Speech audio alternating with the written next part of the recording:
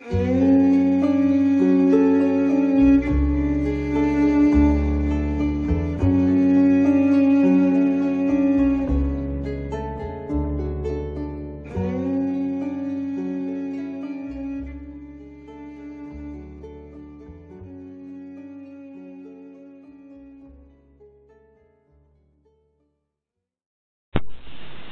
monsieur, pourvu que ça dure. Bonjour. Tu veux qu'on constate aujourd'hui? On peut toujours, hein. Il y a des choses à constater? Il y a toujours quelque chose à constater. Vos papiers. Ouais. S'il vous plaît. Ouais. Ouais, alors. Alors. Quoi de neuf? Oh ben, rien de neuf, vraiment, hein.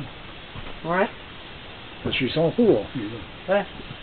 T'avais Ouais. pas quelque chose en particulier à nous dire, par hasard? Non, pas spécialement, je crois qu'on a dit déjà pas mal de choses.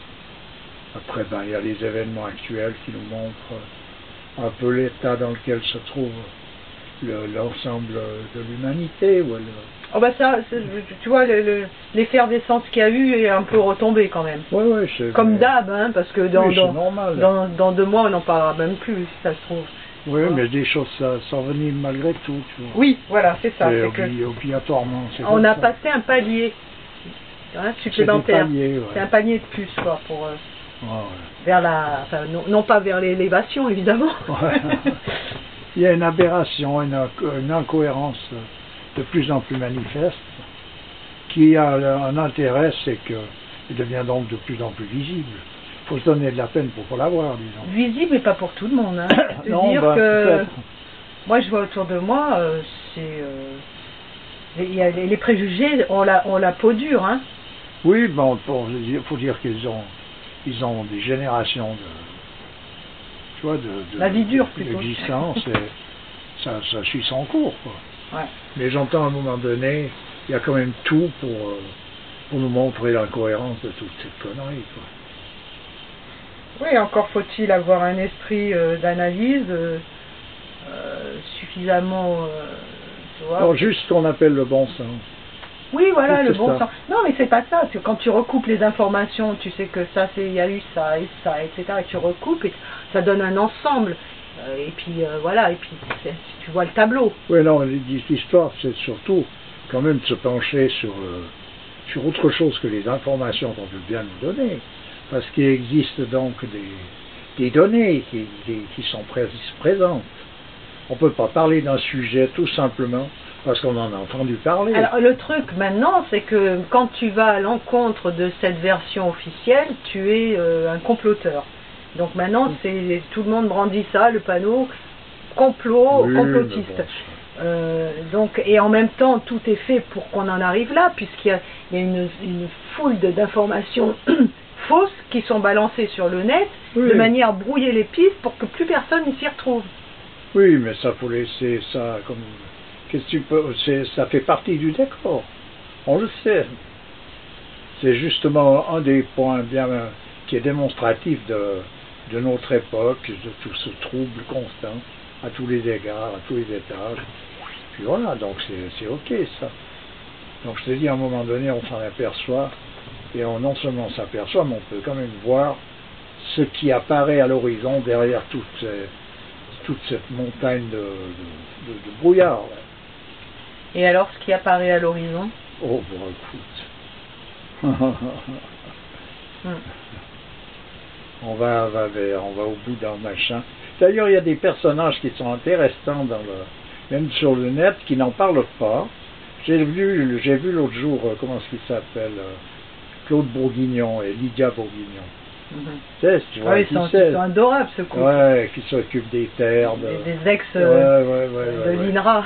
Ils sont crochés et ils savent ce qu'ils font, ils sont sympas.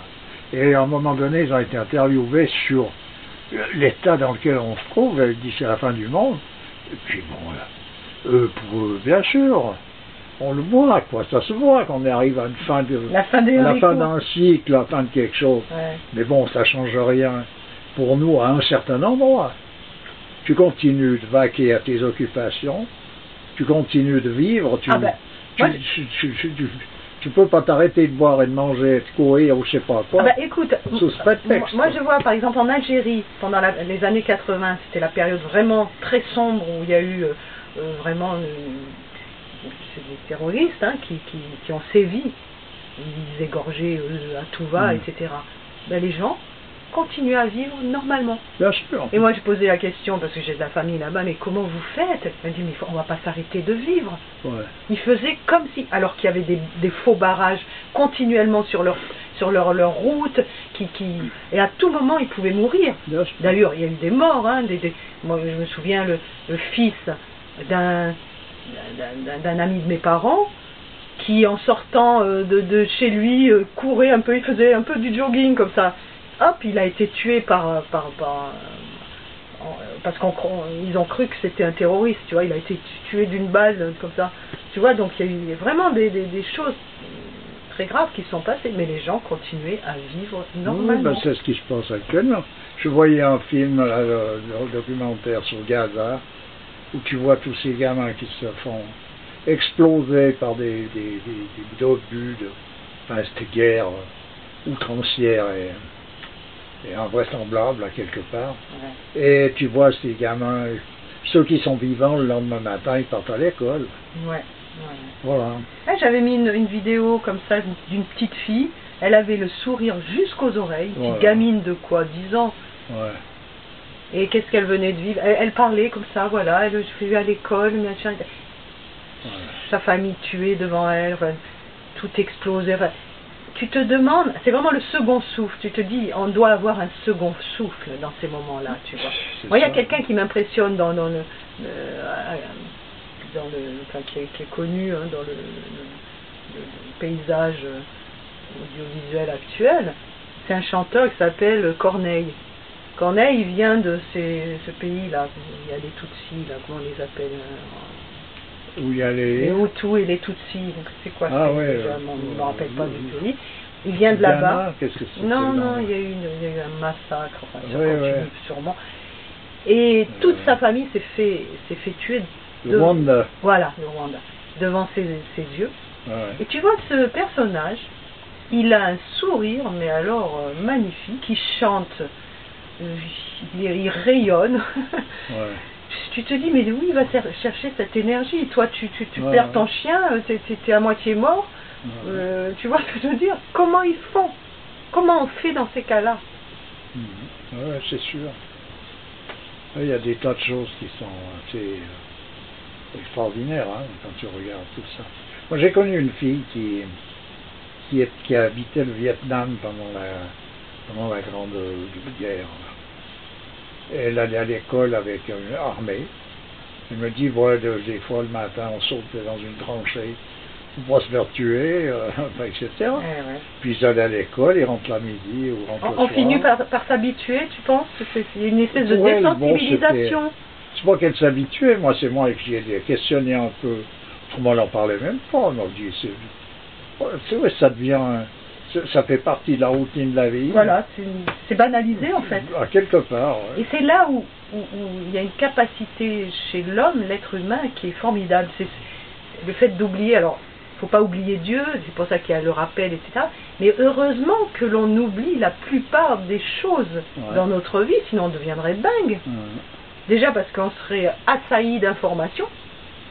Donc à un moment donné, je pense que c'est un truc sélectif vital, quoi, qui se fait, mais aussi parce qu'il y a des choses, alors ça laisse des traces, d'autres traces quand même, parce que tout est inscrit dans le corps, hein, les informations, on les a peut-être pas d'une manière consciente, mais c'est inscrit dans le corps, c'est pour ça que des fois on se chope des maladies, parce que là c'est bloqué, tel endroit, l'énergie ne circule plus, etc. Mais, si tu veux, il y a quand même cette possibilité de d'élaguer un petit peu, et heureusement, quoi. Ah oui, c'est bien foutu, hein, tout ça. Dieu est grand. Oui. Et puis l'oubli ou le rappel de Dieu, se situe pas au même étage.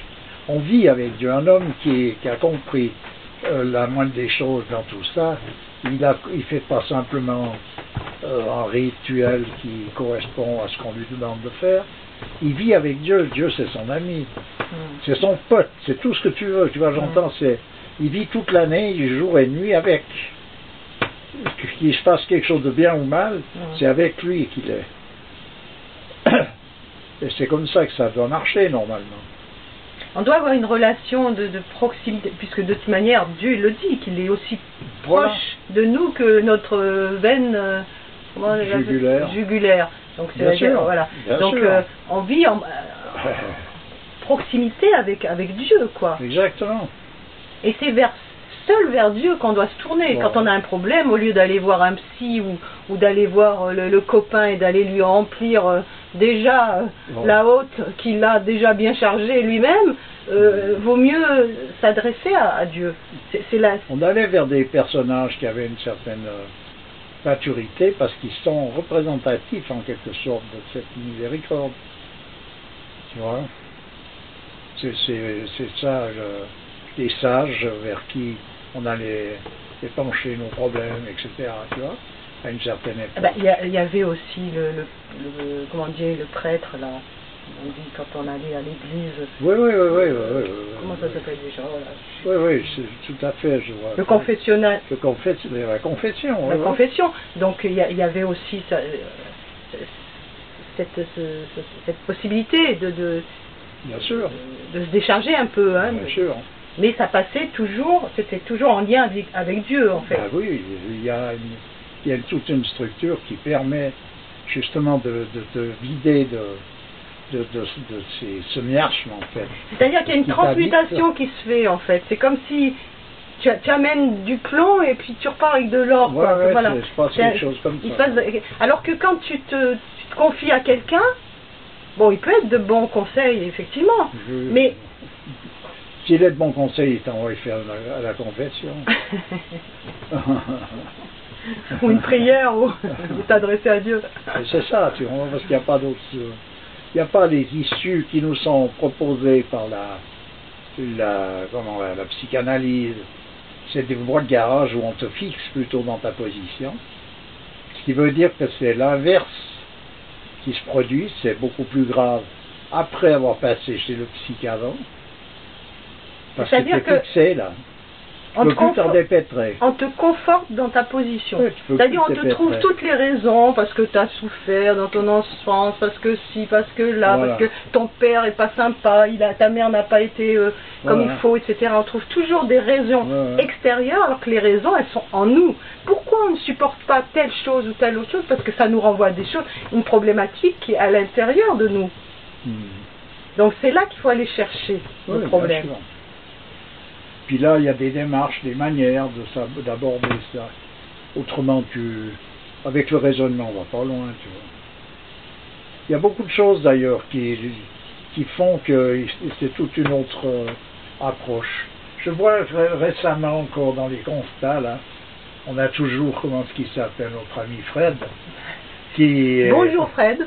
Voilà, oui, qui est... Ah, il n'arrive pas à l'encaisser celle-là. Non, mais le fait que tout ce que ce corps fera est inscrit en lui à la naissance. Ouais. Ça, il l'a pas digéré depuis le début. Non, puis je comprends, moi. Je comprends, je vois juste à Pierre, bien au contraire. Je comprends, c'est très difficile à avaler. Il y a un bout où c'est pas avalable, tout simplement. Mais ça veut dire que faut pas le prendre. Comment est-ce qu'il faut dire cela? Il faut regarder les choses sur un plan métaphysique. Ensuite de ça, il y a le plan de la manifestation. Alors sur le plan métaphysique, tout est simultané. Et sur le plan de la manifestation, c'est successif. Donc, tous les états, tous les cycles sont apparus, si on veut dire, si pour autant qu'il y ait une apparition, ils sont en simultanéité. C'est-à-dire, il n'y a pas une succession temporelle. Voilà. La succession temporelle, elle se passe accidentellement, c'est-à-dire dans la manifestation. Dans l'être, dans ce qui, oui, dans l'être. Dans la manifestation, dans ce qui se produit dans la manifestation. Comme aujourd'hui tu fais ça, hier tu fais ça, avant-hier tu fais ça, demain tu fais ça. Mais simultanément, tout est inscrit en toi à la naissance. Comme tout est inscrit dans le cycle même dans lequel tu évolues, Et tous les cycles sont inscrits même dans la manifestation en tant que principe. Dans le principe même de la manifestation. C'est-à-dire que tout ce qui se manifeste, qui va se manifester, qui s'est manifesté, qui se manifestera encore, Ouais. tout ça, Ça n'est qu'une chose. c'est qu'une chose Voilà, indélébile. qui fait un. Voilà, c'est ça. Voilà. Alors c'est ça le point. Pour regarder ça justement par ce plan, qui est purement métaphysique. Et c'est pas facile. On n'a pas toujours d'ailleurs l'esprit qui nous permet d'aborder les choses de ce bout-là. Et autrement, c'est insoluble. Autrement, c'est insoluble. Mais simplement, ce qui peut nous montrer quand même le bout du nez, là, c'est qu'il y a eu, tout le long des différentes époques, des personnages qui ont annoncé ce qui allait arriver. Parce qu'ils ont une perception. C'est tout simplement parce qu'ils savent lire où c'est marqué. Mais c'est marqué où? Ben, tu comprends. Quand on dit dans l'islam, on dit bien Mektoub, c'était écrit. Ouais. Alors c'était écrit, ça veut dire quoi? Dans le grand livre de la destinée. Voilà. Bon, donc il y a une écriture. La chose est arrivée. Pourquoi? Parce qu'elle était écrite comme ça, et pas autrement. Alors que tu l'aies pas vu venir, qu'elle t'étonne, que s'il se passe n'importe quoi, c'est une chose. Mais il y a des personnages qui auraient pu te dire, voilà ce qui va arriver. Puisque ça, ils savent lire où c'est écrit. Si tu ne sais pas lire où c'est écrit, évidemment tu t'en sors pas. Tu comprends? Et puis tu trouves ça à tous les étages. Moi j'ai rencontré des gens dans ma jeunesse qui étaient ce qu'on appelle des voyants. Oui, on en avait parlé. On en avait parlé. Franchement, bon, ça m'impressionnait pas dans le sens où ouais, tu y crois pas. Moi, pour moi, ça faisait partie du décor habituel des choses. J'avais aucune, j'étais ni rébarbatif ni enthousiaste de quoi que ce soit là. D'ailleurs, tu vois, on était bons amis, on vivait ensemble. Tu vois, j'ai vécu des années. Et je voyais cette dame-là, elle ne se trompait jamais elle, quand les gens venaient lui demander quelque chose. Même de loin, quelqu'un qui arrivait de loin. De très loin, très loin. Sur un chemin au bout là-bas, elle savait, elle anticipait et elle savait de quoi il s'agissait. Oui, je savais. Donc là, elle est très forte, la bonne femme. Hein. Mais oui, mais il n'y en a pas beaucoup des comme ça. Mais il y en a. Il y en a. Je n'ai pas la seule, il y en a. Et puis moi, tu peux venir, à un moment donné, ça m'a quand même intrigué, voir si elle se plantait pas où. Non. Je ne l'ai jamais vu se planter, j'ai vécu 10 ans sans contact. Donc, puis elle n'en faisait pas une tartine. Hein. Tu lui demandais, tu fais comment tu dis, ça m'apparaît comme ça, puis c'est tout. Hein. Puis c'est tellement gros que je défends ça bec et ongle parce que je vois que c'est ça. Je le vois. Je dis, bon, puis après moi j'ai fait 2-3 expériences d'un peu de cet ordre. Où effectivement, c'est gros comme une montagne, mais simplement il n'y a pas d'explication. D'ailleurs, il n'y a pas de transmission explicative de ces choses-là. Tu as le sens de tout ça ou tu l'as pas. Alors celui qui l'a, eh ben, pour lui, ça, tout d'un coup, ça coule de source.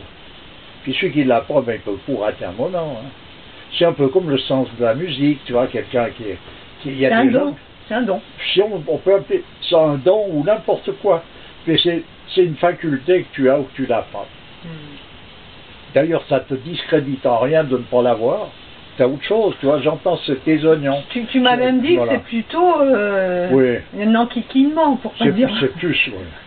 C'est plus un embêtement. Parce que quelqu'un qui est comme ça médium, en fait, ça veut dire qu'il est en fait comme une éponge qui absorbe bien tout. Sûr, bien sûr, donc bien après, sûr. selon sa capacité à pouvoir assimiler ça ou pas, il peut se retrouver avec de gros problèmes. Hein. Voilà, d'ailleurs, la dame dont je parle, elle avait une chance, c'est qu'elle habitait à l'oreille d'une forêt.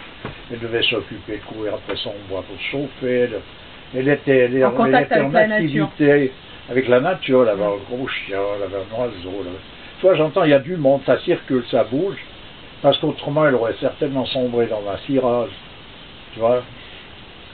Parce qu'au bout d'un moment, si tu n'as pas à t'occuper de ça, es constamment dans la vision de trucs où à un moment donné, tu n'es plus là. T'es avant ou t'es après, mais t'es pas là. T'es pas... Voilà. Et justement, donc tu es loin de Dieu, puisque Dieu, il est dans le moment présent. Oui, puis c'est un handicap, beaucoup plus qu'un avantage. Mais enfin, disons que c'est des choses qui existent. D'ailleurs, dans le temps, dans tous les villages, partout, dans tous les coins du monde, il y avait toujours des bons hommes qui étaient aptes à pouvoir dire à une mère, quand elle mettait au monde un enfant, qui était cet enfant. Oui. Donc ses facultés, ce qu'il fera, ce pourquoi il est fait. Ils arrivaient à lire ce que ce corps contenait. Bien sûr, moi je vois mon père. Dès leur naissance, quoi. Mon père, il avait ça, il voyait un bébé dans un berceau, il pouvait te dire qui c'était. C'était pas un problème, ni un souci, ni il en faisait pas une tartine. C'est pour lui, c'était comme. Tu sais, il y a des gens qui voient, je sais pas, qui ont le sens de la mesure, de la distance. Tu dis, ouais, là, ça fait 2 mètres de long. Puis tu te trompes très peu, tu vois. Ouais. Puis d'autres qui n'ont pas du tout cette notion. C'est des notions. C'était pas plus que ça pour lui. En parlant du fait que Dieu, on le rencontre dans le moment présent, il est bien dit que le soufi, c'est le fils de l'instant. Voilà. C'est-à-dire que c'est maintenant, Ouais. pas avant, pas après. Oui, puis c'est pas l'instant ni le présent dans le sens temporel. C'est ça qu'il faut comprendre. Sur le plan métaphysique, c'est là où on arrive. C'est qu'on sort de toutes ces considérations-là. Parce qu'encore le présent temporel, on pourrait dire que c'est cet instant qui est entre une chose et une autre, où il y a un instant, ça reste du temps. Et c'est pas ça. Tu vois, c'est quelque chose de totalement intemporel. Tu peux expliquer ça un peu mieux? C'est compliqué parce qu'on arrive, justement, comme tu dis, dans les explications où il faut faire soi-même comment? Il faut faire l'expérience soi-même de ces choses-là pour comprendre. C'est l'histoire du mystère qui n'est pas incompréhensible, mais qui est inexprimable. Comment veux-tu exprimer un présent qui n'est pas temporel? L'intemporalité, on ne peut pas l'exprimer, puisqu'on pourrait dire que l'intemporalité, c'est Dieu. Ben voilà, mais j'entends. Donc tu vois, tout ce qui est de l'ordre divin, oui, c'est difficilement exprimable. Voilà, mais voilà l'histoire où elle est. C'est qu'à un moment donné, il y a ce présent, on peut dire intemporel. Ça paraît un peu... Tu vois, tu peux pas le formuler, faire une métaphore, puisque... Trouver une image. Trouver une image. Je sais pas, c'est comme une constante qui se trouve...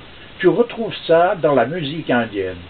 Tu as déjà entendu dans la musique traditionnelle de l'Inde, il y a toujours une note qui est... Oui. Puis il se joue tout autour, mais il y a toujours cette constante. Oui. Ben c'est ça. Parce que c'est ça qui est le... C'est ça qu'on qui retrouve aussi dans les chants polyphoniques. Oui, ouais. Dans la musique, normalement, tu retrouves ces choses-là. Quand c'est de la vraie musique, quand c'est pas du bruit, comme on a pris l'habitude actuellement. Cette espèce de ronron là dans lequel il faut être bercé et qui en fait, qui peut être le dicre même en fait. Voilà, c'est ça. Ben, c'est l'expression. C'est l'expression de cette intemporalité. Le dicre. Voilà. Tu comprends? Voilà ce que c'est. Alors c'est pas facile à comprendre par un raisonnement. Il n'y en a pas. Tu vois, il n'y a pas de raisonnement comme ça. Le raisonnement, il apparaît à partir de cette connaissance, mais c'est un raisonnement où ça reste relatif, dans le sens que c'est compliqué à expliquer, surtout à mettre dans un langage à la portée de tous. En fait, c'est... comment dire? C'est comme... Je vais donner une image, moi, tiens. Tu sais, quand tu as des acouphènes, tu es accompagné constamment par ce bruit. Ouais. En fait, mais je dis pas que je veux pas comparer Dieu à des acouphènes, loin de moi cette pensée. C'est juste pour dire que c'est ce petit ronron là dans lequel tu es, quand tu as mis Dieu au sein de ta vie, au milieu, au centre de ta vie, quoi, et que tu es porté par cette énergie-là, en fait, et que tu es dans la présence de Dieu, en fait. Est-ce que ce serait ça? Oui, si tu veux, c'est compliqué. T'as pas l'air très convaincu. C'est compliqué d'expliquer ça comme ça. Tu vois, Guénon, je vais te dire un peu ce qu'il dit à quelque part. Alors, tous ces cycles, c'est-à-dire au point de vue principiel, tous ces cycles sont essentiellement simultanés et qui ne peuvent devenir successifs qu'accidentellement, en quelque sorte, en ayant égard à certaines conditions spéciales de manifestation. Tu vois, la condition temporelle, si généralisée qu'on en suppose la conception, n'est applicable qu'à certains cycles ou à certains états particuliers, comme l'état humain, ou même à certaines modalités de ces états, comme la modalité corporelle. Certains des prolongements de l'individualité humaine pouvant échapper au temps. Voilà, les explications, il les donne. La complication, c'est de les comprendre. C'est-à-dire qu'il faut il faut à un moment donné suivre quelque chose qui nous oblige à faire l'expérience de ces choses-là. Parce que comment veux-tu saisir ça avec le raisonnement? Avec un raisonnement qui est issu d'un personnage qui ne comprend rien à ça et qui cherche. Tu t'en sors pas, sûrement. C'est pour ça qu'il y a des démarches je comprends moi très bien pour en revenir à l'histoire du destin. Moi je comprends bien qu'on puisse se planter le nez là-dedans. Moi tu sais, il m'a fallu des années avant d'arriver à une certitude dans ce domaine. Donc quelqu'un qui passe 20 ans, 30 ans à dire que c'est pas ça, pour moi c'est pas un problème. Être dans l'intemporalité, est-ce que c'est être dans la présence divine en continu? On peut dire ça, puis en même temps être dans la temporalité aussi, puisqu'il n'y a rien qui ne soit pas Dieu. Oui, d'accord. Etc. Puis c'est compliqué. Il faut soit utiliser un langage qui rentre carrément dans l'expression la plus précise de l'ordre métaphysique. Oui, mais la temporalité, c'est l'aspect manifesté de l'intemporalité. Donc, puisque Dieu contient tout, l'intemporalité contient aussi la temporalité. Tu vois ce que je veux dire? Oui, oui, voilà, mais c'est ça.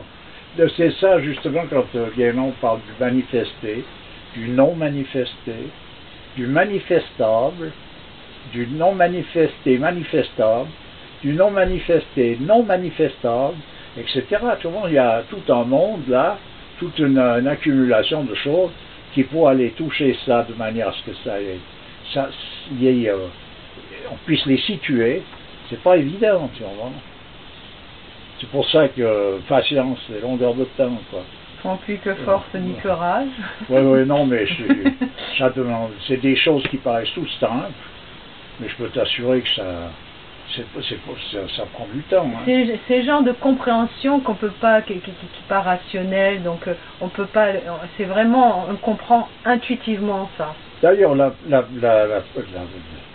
démonstration de cette difficulté de comprendre, c'est que dans les traditions où c'est bien mis en avant, comme dans l'islam, le Mektoub, c'est-à-dire c'était écrit, il n'y a pas beaucoup de personnes, ils l'acceptent parce que c'est des croyants, parce que c'est Dieu qui dit ça. Et c'est Dieu qui a dit que ces choses étaient écrites, donc on le dit, on l'accepte, on se soumet, mais ça ne veut pas dire qu'on est d'accord dans le sens qu'on a tout compris. On se soumet au jeu parce qu'on sait que c'est lui qui a raison. Qu'on le veuille ou non. Voilà. Alors Fred Fred, il rue dans tu m'as compris. Hein. Il a raison. Moi, je trouve sympa, moi, sa démarche de vouloir absolument prouver le contraire.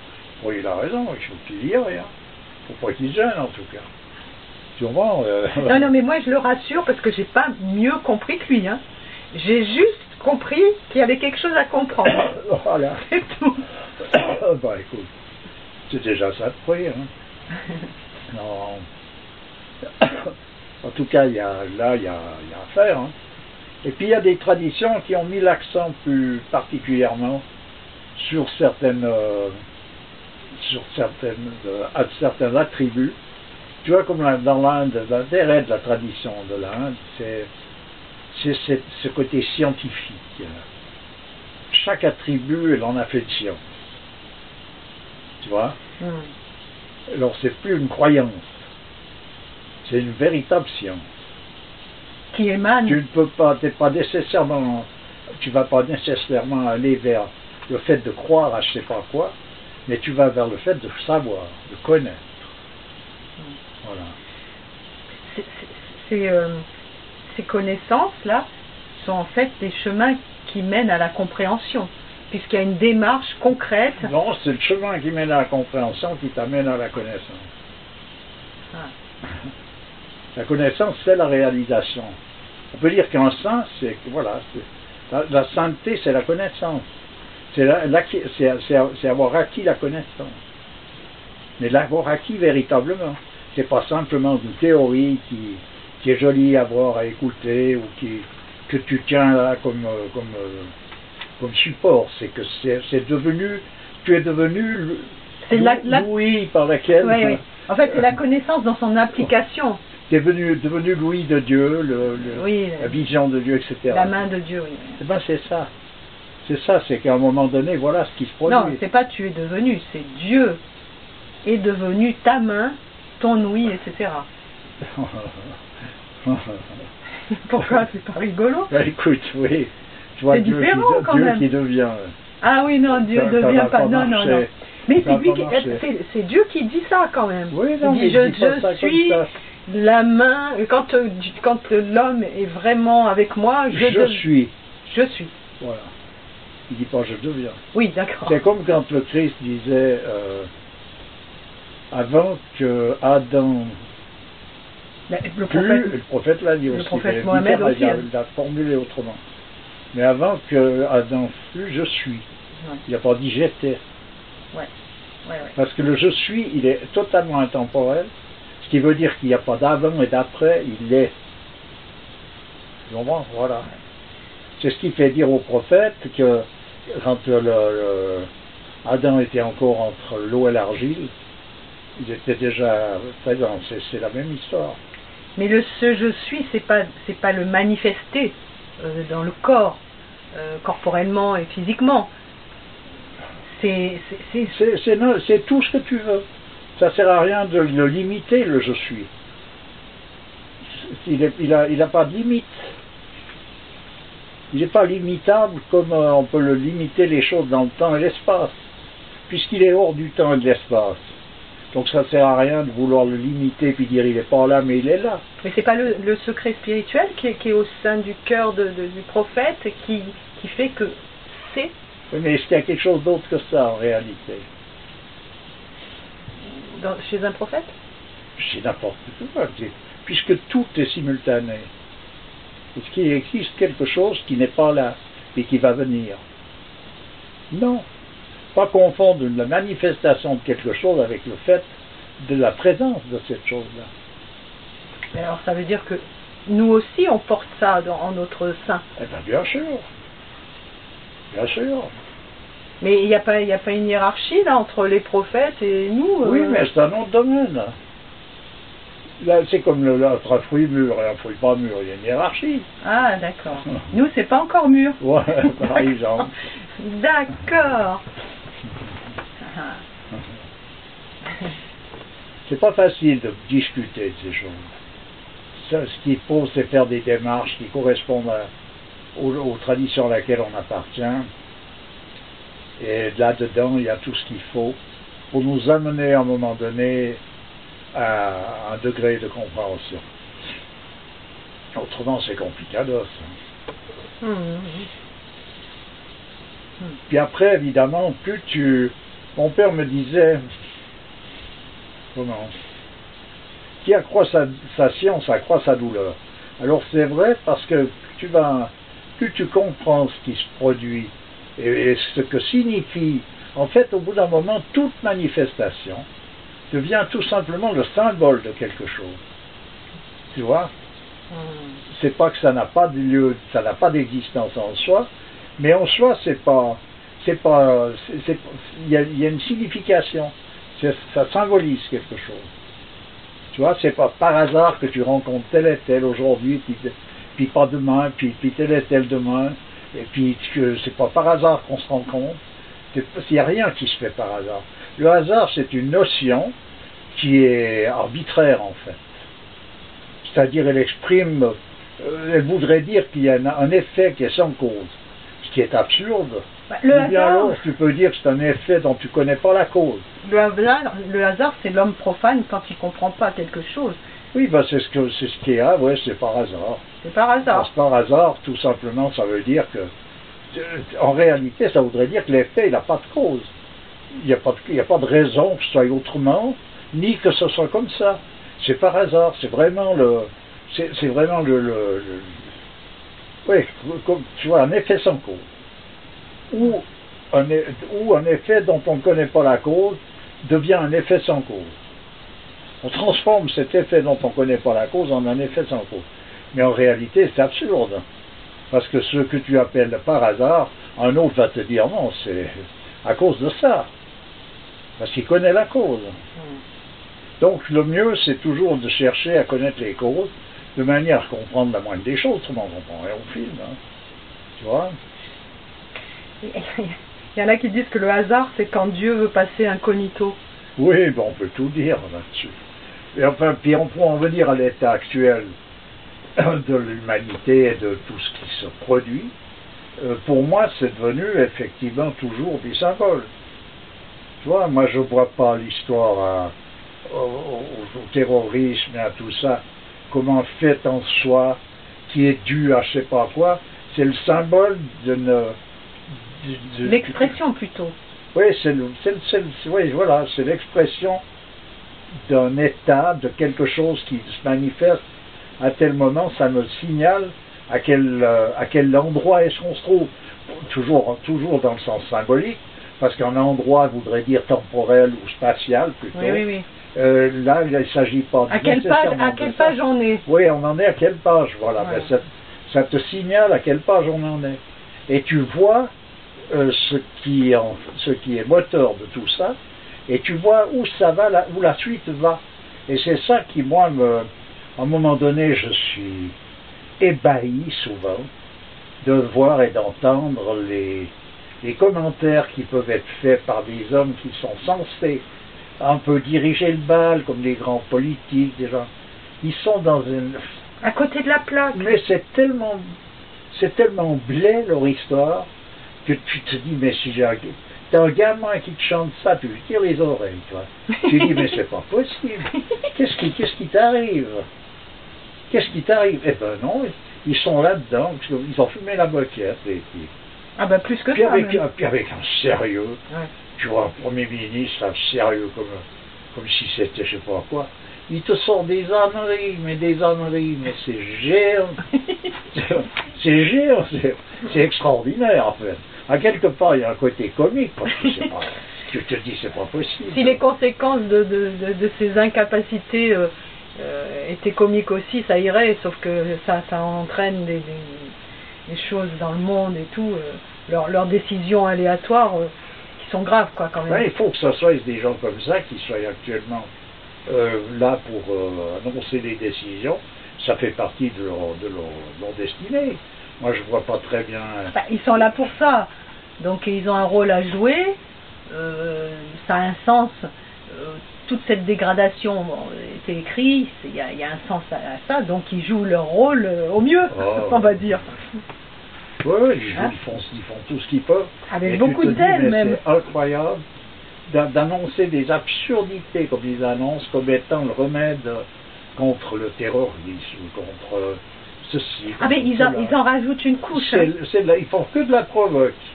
Chaque jour, ils fabriquent des terroristes de plus, puis ils te disent qu'ils sont en train de lutter contre. Tu te dis, mais est-ce que c'est vrai? Est-ce que je rêve? Qu'est-ce qui se passe? Avant, des gens qui étaient aussi incompétents, on va dire, étaient mis sous tutelle. Ben, bien sûr. On les empêchait de nuire. Ouais, hein, c'est ça. et ils faisaient partie de la basse caste, vraiment. C'est l'esclavage patriarcal. Voilà. Et maintenant, c'est eux qui dirigent. C'est l'élite. Ah oui, bah oui, c'est l'élite. C'est extraordinaire. Et puis en plus de ça, c'est qu'ils montrent leur élitisme comme étant complètement à côté, dans le sens que un homme d'élite, il a beaucoup plus de devoirs que de droits, et il a plus de devoirs que tous les autres. Bah maintenant, un homme d'élite, il a plus de droits que de devoirs, et il en a des droits, parce que j'ai vu un truc là, la loi Fabius 1985, où les ex-présidents, ad vita aeternam, jusqu'à leur mort, eux et leur entourage, les privilèges qu'ils ont. Oui, bien sûr, ça reste toujours des privilèges du même ordre. Mais c'est des privilèges quantitatifs. Ah mais vraiment. Mais je veux dire, c'est la démonstration même de cette incompétence, de cette incompréhension des rouages de l'existence. Tu vois, c'est-à-dire que j'ai rien compris, donc je suis le meilleur. Oui, mais c'est quelque chose d'assez extraordinaire, ça. Et tu le vois dans tout, parce que chaque fois qu'il y en a une, tu te dis, moi je vois, disons, sans être Madame Soleil, je vois où ça mène. À chaque coup. Donc je regarde les nouvelles, voilà, celui-ci a dit ça, il est en train de faire ça. Je dis, ben voilà, encore un coup de plus, qui va donner ça, ça, ça et ça. Puis ça loupe pas, j'ai pas besoin de chercher quelques mois, quelques temps après, hop, voilà, c'est gros comme une montagne. Je suis pas en train de lire l'avenir. C'est pas possible, voilà. Pas possible autrement. Et puis ça continue, et les types, après, à peine ils ont passé par là, à peine ils passent par dans une erreur où ils se sont trompés, ils s'aperçoivent qu'il faut faire autrement, le autrement ils le font, c'est pire que qu'avant. Moi je me souviens, il y a plus de 10 ans, toi tu me disais déjà que on allait vers un totalitarisme planétaire. Bien sûr. Alors qu'on ne parlait pas encore de mondialisation, on parlait de rien de tout ça. Bien sûr. Donc je peux témoigner que déjà et je le voyais gros comme une montagne même avant, tu vois, on en a parlé comme ça. Mais je voyais ça se voit. J'entends ça se voit à tel point que j'ai peine à voir autre chose. Voilà. Tu comprends? La difficulté que j'ai eue personnellement, c'est pas de voir ça, c'est de voir ce que les autres voyaient, de dire mais comment est-ce qu'ils se débrouillent pour voir ce qu'ils sont en train de dire.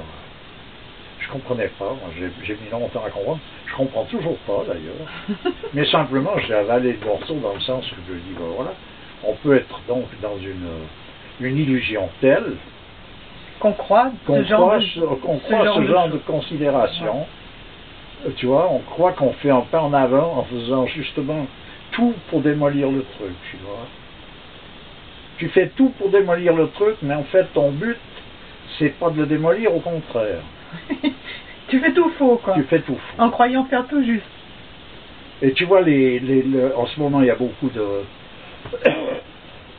batailles entre les anti, les pros, l'islamisme, le judaïsme, enfin tous les ismes possibles, et tu vois qu'ils se tirent contre. Mais ils ne se tirent pas contre l'un contre l'autre, ils se tirent contre eux-mêmes. Tu vois? Ouais. Mais oui, forcément. Le judaïsme est une tradition à part entière, tout y est, il y a tout ce qu'il faut pour que des hommes puissent s'élever, se réaliser, il y a tout ce qu'il faut. Eh bien, ils font tout pour s'auto-démolir, sous le prétexte qu'ils ont été malmenés à un moment donné dans leur existence, ils font tout pour être de nouveau malmenés. Ils font tout. Et là, on parle des dirigeants. Comment? On parle des dirigeants. Oui, mais oui, bien sûr, je parle toujours de ceux qui... Parce que le peuple, lui, il morfle. Il est hors de circuit. Il morfle, lui. Oui, il morfle ou il est d'accord. Il y a qu'à voir. Oui, il est d'accord. Il y a qu'à voir dans les élections, il y a toujours une quantité de gens qui sont d'accord. Mais c'est pas parce qu'il est d'accord aujourd'hui qu'il va pas morfler demain. Ah mais non, mais lui, il voit pas arriver le vent. Voilà, parce que... Mais les dirigeants en question, on dirait qu'à un moment donné, je me suis posé la question, de savoir s'ils faisaient exprès. Est-ce qu'ils font exprès de faire en sorte de devenir les victimes, ou bien si c'est pas exprès? Alors c'est compliqué à résoudre, les deux coups sont valables. Il y a toujours une possibilité. La position victimaire, c'est quelque chose qu'ils entretiennent allègrement depuis des décennies. Hein. Oui, oui, ben, à quelque part, il y a une volonté. Pour justifier peut-être quelque chose, tu vois, le fait justement d'amener cette idéologie sioniste, hein, qui pour moi est du nazisme en fait. C'est ça que moi je me dis, la boucle se boucle vraiment. Ouais. Tu vois, du nazisme au sionisme, ça fait plus qu'un. Ouais. Donc c'est pour justifier. En tout cas, comme c'est présenté, c'est ça. Comme c'est présenté. À présent, comme je dis, tu vois parmi les dirigeants, il y a une. C'est pas une volonté délibérée d'en arriver à ça, c'est une incapacité. Parce que en tout haut lieu, il peut y avoir une volonté délibérée d'arriver à une nuisance collective qui va très bien dans le cadre justement de la disparition en quelque sorte de l'ensemble de l'humanité d'ailleurs. Donc c'est parfaitement dans l'ordre des choses. Mais ces marionnettes là qui sont l'État, qui sont tous ces braves gens, tu vois qu'en fait c'était simplement des personnages qui n'ont pas les outils, ils n'ont pas ce qu'il faut. Mais qui se font manipuler. Voilà, et c'est des marionnettes. Et bon, on peut être marionnette, hein, pourquoi pas. Mais je veux dire, ce qui est grave, c'est quand une marionnette conduit le bal, ça veut dire que tu ne sais pas qui conduit le bal, puis tu suis les mouvements de la marionnette. Je veux dire, c'est un peu grave. C'est un peu grave, et puis quand tu apprends à lire le langage marionnette, tu sais où ça te mène exactement. Tu te dis là, mon petit, marionnette comprise, vous êtes en train de vous plier en quatre pour finir dans le machin. Ça se voit. J'entends, c'est tellement gros que c'est pas possible que ça se voit pas. Mais tu crois qu'il y a des gens qui sont conscients du rôle qu'ils jouent? Moi, je pense qu'ils sont tous illusionnistes. Ils pensent tous bien faire. Hein. Celui qui doit, bien sûr. Certainement qu'il y a quelque chose comme ça. La ministre de machin, le truc, on voit qu'elle est motivée, qu'elle croit vraiment bien faire. Oui, bien sûr, c'est les plus dangereux. Tu sais, quand on dit Seigneur, protégez-moi de mes ennemis, je m'en charge, tu retrouves ça là. C'est-à-dire quelqu'un qui est sûr et qui est motivé et qui est sûr de faire quelque chose de bien, qui est en train de faire une connerie, il est plus dangereux que celui qui sait qu'il fait le con et qui est en train de le faire.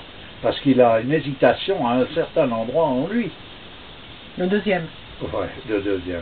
Tandis que pas le premier il se donne, il donne sa vie. Il donne sa vie. Il donne sa vie pour lutter pour la cause. Il n'y a qu'à voir les personnages qui vont se faire massacrer, je ne sais pas où, au nom du djihadisme, je ne sais pas quelle histoire, qui correspondrait à la volonté du prophète et de Dieu. Il faut arrêter de débloquer, tu vois. Eh bien, ils donnent leur peau, puis ils sont sauvés. Par oui, Dieu. Ils sont martyrs. Ils sont morts martyrs. Ils iront au paradis.